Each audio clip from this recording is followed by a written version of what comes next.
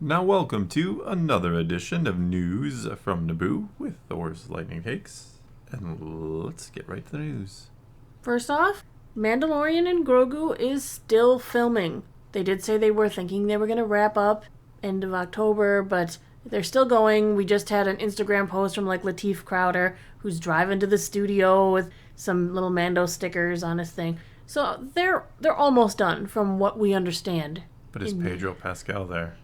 Has he been there? Will he be there? Does he need to be there? Yeah, that's the question. Yeah, so as we understand things, they are almost done. They anticipate being done before the end of November.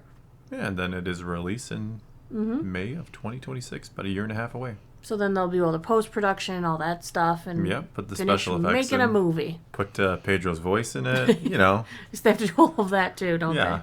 But he's got to have a scene in the movie with the helmet off, right? I would think For so. audiences who are not super familiar with The Mandalorian, perhaps? I think he's going to have a scene with the helmet off. Scene? Yeah. Well, it's kind of okay-ish now. Kind Sort of. of. I mean, they've kind of come to some sort of terms. He can just go take a quick bath. He's fine. Oh my god. They That fixed feels it. like cheating if you just keep taking your helmet off and No, it'll be an accident. It'll get blown off. an accident. I think if you intentionally, just purposely are taking it off all the time, even the waters can't fix that. Well, Or just throw away that stupid rule. maybe. In other news, I have deduced, no, I will now guarantee Oscar Isaac will be in the Rey movie. Guaranteed. They gave him another house, like he Well, said let's look at it this way. We just got news that Oscar Isaac is selling his beautiful Brooklyn penthouse for $4.5 million. This is him hoping it actually breaks even for what he spent buying it. Interesting. So by him selling that, it means he's open to a new one, which he said he would come back if they'd buy him a house. Yes, he did. And he's currently selling a house. Just, Oddly coincidental. I'm putting the pieces together. So, Is this the big announcement Daisy Ridley has been talking about, that Poe is coming back? I mean, I don't I'm think kind of so, but judging everything off of a joke. That It for is some a reason jest. it's news that he's selling this thing, and he made a joke that he'd come back to Disney if they Yeah. buy him a new house. Yeah, to put a little context around it, years back now, shortly after the rise of Skywalker, they asked Poe or Oscar Isaac if he would ever come back to do more Star Wars, and he joked, "If I need another house," or something like that, he said. When I he's wanted selling to a buy house. another one. So, And he's hoping to break even, so that means he needs a new house. hoping to break even. $4.5 million. Yeah, penthouse ay. in Brooklyn. Must be a rough life he leads. But he needs a new house now, so maybe Somehow he's Poe coming on Dameron back. has returned because he needs a new he home. needs a new home. All right. I could see Poe in there, though. I don't, again, kind of like Finn, I'm not sure he's going to be the focus of the movie, but you would think you would want I mean, you would really want to have your original cast back together again, wouldn't you? You kind of want a where are they now I mean, situation. You would really think if years had gone by and you had this, well, I'm going to put beloved in parentheses for the sequels, but you had, all these characters, you'd really want to put them back together on screen again one more time, wouldn't you? Yeah, I mean, is that what happened? Oh, wait, they didn't do that. Oh, with they the didn't others. do Oh. that. Yeah. Sorry. Okay, let's move kind of into the meat and the potatoes of the discussion I wanted to have today. Dune Prophecy is coming. Is that a prophecy? Looks fantastic. The trailer looks good. It looks like There we're was going a to new get trailer, another yeah. deep thought piece from HBO. HBO is knocking it out of the park. I mean, they hold all the cards. Game of Thrones, Sopranos, Well, that's a little Chernobyl, older, but yeah, Chernobyl, Succession, Penguin. Do you know that every Penguin episode that's up on Rotten Tomatoes has a 100% from the critics? yeah. Really? Yes. Well, I mean, that doesn't surprise me because if you're a critic, you should be enjoying this show. I mean, Yes. just objectively, this is a good quality written show. I mean, subjectively, it might not be your thing, but you know what I'm saying, though. Like, it would be hard to justify this being like a bad show. I agree. I just think it's crazy that HBO can just churn out bangers and then you have Disney like, look, we made something family friendly that the fans hate. Well, it's not even necessarily always family friendly. Like, I don't know that the accolade is You're like right. family friendly per se. Well, it did have the guy who wanted to commit suicide and then did commit suicide. Yeah, and that's not family friendly. No. Yeah, because he did nothing wrong too. Was the really weird part? He got like mind controlled or something, and then He felt was really guilty for keeping a secret that he was not in charge of. Yeah, just really strange all around with poor Torben. I just want to know, what is it going to take for Lucasfilm to wake up? Why are they going to let HBO throw out all of these wonderful shows while they can't get their act together? I don't know. I don't know what the problem is. Like, I saw the Dune trailer, the newest one, and it looks epic.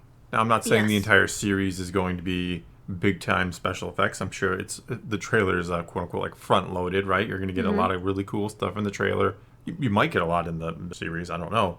Well, they're But saying it's it's like, a great jumping on point, too, for people who've never even stuck their toe into the sure, Dune universe. yeah, but I mean, have we gotten anything really that feels epic from Star Wars, Lucasfilm, Disney on Disney Plus? It really has that like, wow, this feels big. I mean, Part of the problem is the volume, right? It doesn't give you that it epic doesn't. scale It feeling. really doesn't. No, like Ahsoka should have been. And you would think we're going to other galaxies. We got space whales, but I never really got that sense of grandeur out of it. Like that, this feels like big and epic.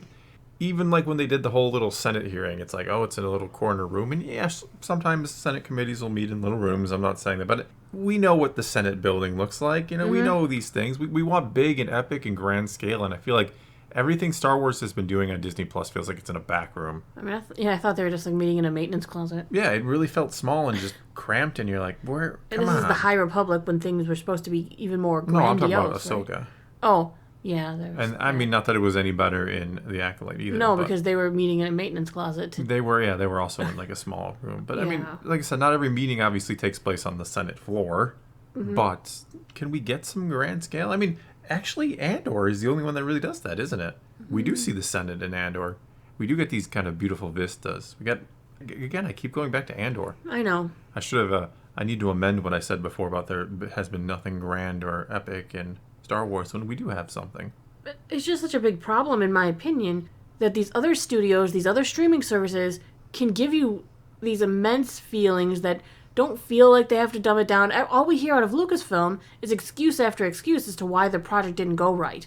Like, The Acolyte is, I'm sorry, again, I know there are some who love the show, but it's like, it's so poorly written. You compare it to pretty much any other really premium quality show on another streaming service, and you're like, it feels amateur hour in terms of writing. It feels like they're so busy pushing their story as breakneck speed as they can. I mean, Dave Filoni's even said how much he cherishes those action scenes. Yeah. And we've heard from Katie Sackhoff how they will cut down speeches and Dialogue, stuff yeah. in order to get us to that next piece of action, because they're aiming for the people who have no attention span. I guess so. Where you have HBO who goes, yeah, we're going to give you a slow drama. There will be long speeches. There will be things we aren't going to just come out and tell you because we're hoping you picked up on them. And you know what? It works. Yeah. They're trusting the audience. You have to, and then you can make your episodes longer. Everything can be more immersive. You can care about the characters. You can get invested in them, and they just don't know how to do that. I don't know what it is. Like I said, Andor is the only show that has pulled off all these things that need to be just a staple of making a good television series. I don't understand how Disney doesn't get it when Game of Thrones was such a success for such a long time. Well, it's weird because they don't seem to have any interest in trying to replicate that. I feel like a lot of shows try to go too hard into the Game of Thrones thing, where you're trying to be too many characters or you're too many complex storylines, and you kind of it just becomes a muddled mess. And Disney Lucasfilm has gone the opposite with Star Wars. Again, outside of Andor, where it's like very simplistic, very few storylines, not very complex. And it's just there. It makes me feel insulted as one of their audience members to feel like they feel they have to dumb everything down to us. They appeal to the lowest common denominator with Star Wars. They really, and they shouldn't. Well, no, they shouldn't. But I mean, they feel like Star Wars is this franchise that literally, and I do mean literally, like every person on Earth should love and watch Star Wars. And we need to realize that not everybody can, I guess, fully appreciate a complex show. So we just make it this kind of really simple and fun thing most of the time, and you're not really appeasing anybody. I don't think you're really not showcasing just how good of a franchise Star Wars is, how intriguing and profound it really is under the surface.